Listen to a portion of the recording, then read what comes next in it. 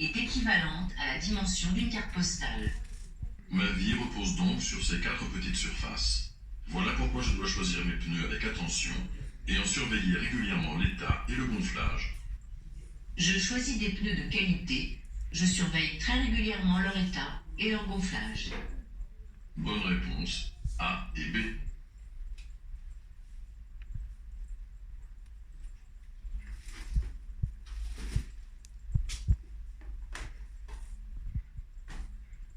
La distance d'arrêt d'un véhicule correspond à la distance parcourue pendant le temps de réaction du conducteur additionné à la distance de freinage. Plus le temps de réaction du conducteur est long, plus la distance d'arrêt est grande. Plus la vitesse du véhicule est importante, plus la distance d'arrêt est grande. L'état des pneus et de la chaussée influence aussi la distance de freinage, donc la distance d'arrêt. Elle augmente lorsque la chaussée est mouillée ou que les pneus sont usés. Bonne réponse, A, C et D.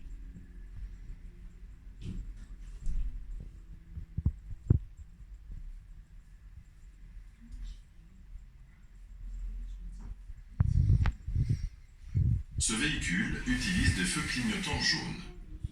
Ces feux signalent souvent des véhicules d'entretien, de voirie, etc. Ces véhicules ne bénéficient d'aucune priorité particulière. Bien souvent, des ouvriers travaillent autour de ces véhicules. Je suis vigilant. Klaxonner dans cette situation serait faire preuve d'incivilité et n'élargirait pas la chaussée. Je patiente. Bonne réponse, B et D.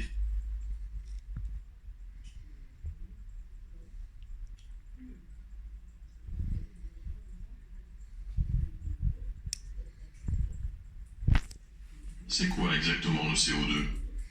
Le CO2, dioxyde de carbone, est un rejet notamment produit par la combustion des énergies fossiles telles que le charbon, le gaz naturel et le pétrole. Les scientifiques s'accordent à dire que la réduction de ces émissions est nécessaire à l'amélioration de notre environnement. Je suis donc informé de la quantité de CO2 émise par un véhicule neuf grâce à l'étiquette énergie. Cette mention est également portée sur le certificat d'immatriculation. Bonne réponse, A et C.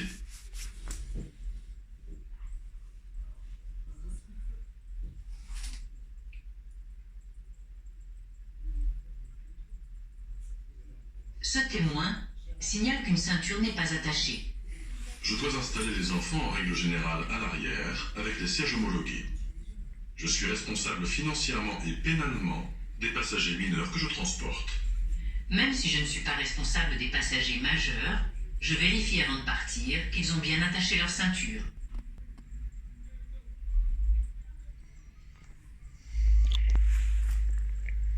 Ne pas respecter l'interdistance obligatoire dans un tunnel peut être sanctionné d'une forte amende, d'une suspension du permis de conduire et d'un retrait de points. À quoi servent les distances de sécurité?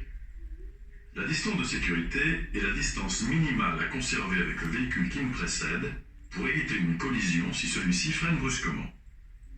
La distance de sécurité à l'arrêt dans les tunnels est obligatoire. Elle permet d'éviter la propagation rapide d'un incendie entre les véhicules et facilite le déplacement des secours. Certains tunnels sont équipés de diodes bleues. Elles permettent d'évaluer facilement la distance de sécurité. Je dois avoir au moins 2 diodes bleues entre le véhicule qui me précède et moi-même pour avoir une distance de sécurité réglementaire. Il y a 2 diodes bleues entre moi et le véhicule devant. La distance de sécurité est suffisante. Bonne réponse, A, B et C.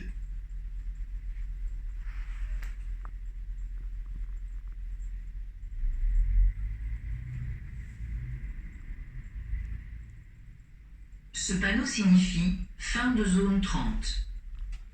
Je circule en agglomération. La vitesse est limitée à 50 km/h. Dans la rue à droite, Et dans la rue en face. j'adapte mon allure à la configuration des lieux. Bonne réponse, B et D.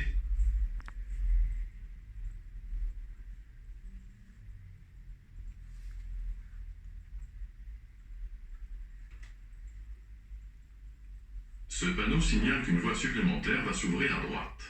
Cette voie est réservée aux véhicules lents. c'est-à-dire aux véhicules qui ne peuvent pas dépasser 60 km/h. Puisque je circule à 80 km/h, je ne peux pas emprunter cette voie. Je reste dans ma voie. Bonne réponse A.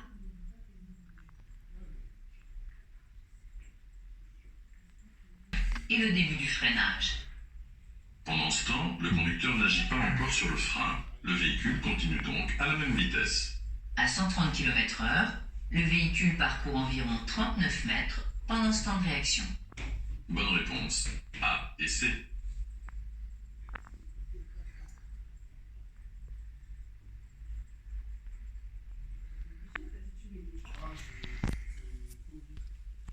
Les essuie-glaces sont un élément de sécurité incontournable par mauvais temps notamment. En bon état, ils permettent de nettoyer les pare-brises de la pluie, de la neige, etc. S'ils sont en mauvais état, ils n'arrivent pas à nettoyer correctement. Le conducteur peut être fortement gêné et ne pas réussir à voir ce qui se passe devant et ou derrière lui. Pour éviter ce type de situation très dangereuse, il est conseillé de vérifier très régulièrement l'état des essuie-glaces et au besoin de les remplacer. Bonne réponse B et C.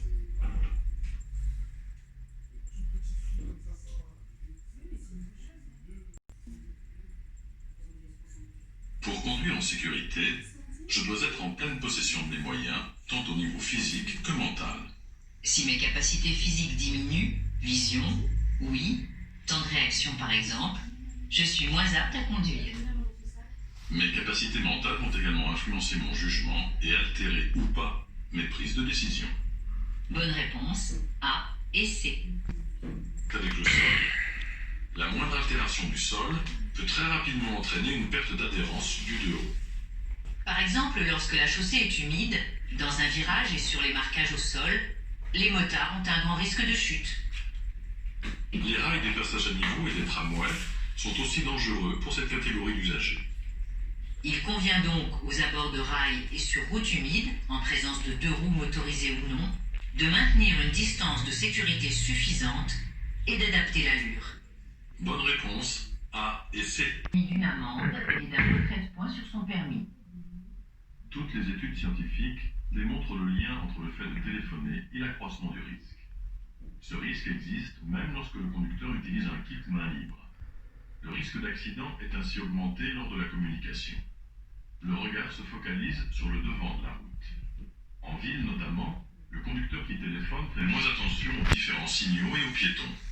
Le temps de réaction augmente et le véhicule a tendance à dévier de sa trajectoire et à ralentir légèrement. Bonne réponse A, B et C.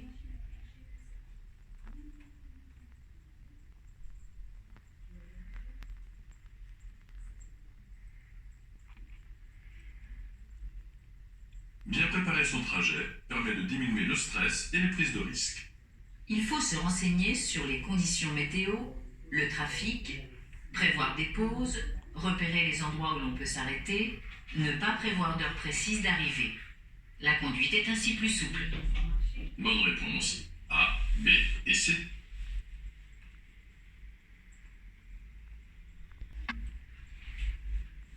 Après l'obtention du permis de conduire, je suis en période probatoire. Ce permis probatoire, dans tous les cas, permet de disposer de 6 points. C'est en fonction de la formation au permis de conduire que le permis probatoire dure plus ou moins longtemps. En effet, les personnes ayant suivi une formation dite traditionnelle et la formation en conduite supervisée doivent attendre 3 ans pour voir leur permis de conduire atteindre les 12 points maximum s'ils n'ont commis aucune infraction entraînant un retrait. Enfin, les personnes ayant suivi l'apprentissage anticipé de la conduite doivent attendre 2 ans seulement pour disposer des 12 points. Cet écart s'explique grâce aux différents apports d'expérience qu'apportent les différentes formations. L'apprentissage anticipé de la conduite oblige les apprentis à conduire au minimum 3000 km. Bonne réponse, C.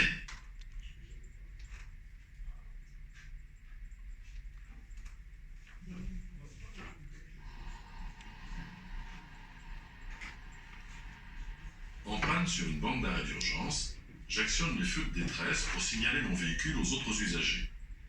Je vais devoir quitter le véhicule car je ne suis pas en sécurité à l'intérieur. Si je sors du véhicule côté conducteur, Je suis côté circulation, ce qui est très dangereux. Je sors dans la mesure du possible côté passager, je contacte les secours et je vais me placer derrière le rail de sécurité ou dans un endroit sécurisé.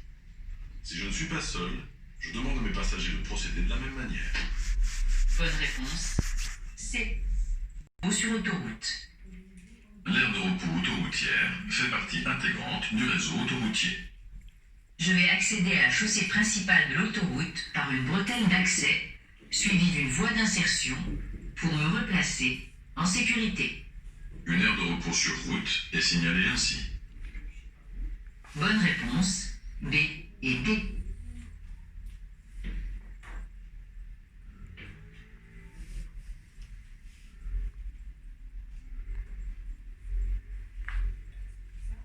En ville, les accidents sont plus nombreux.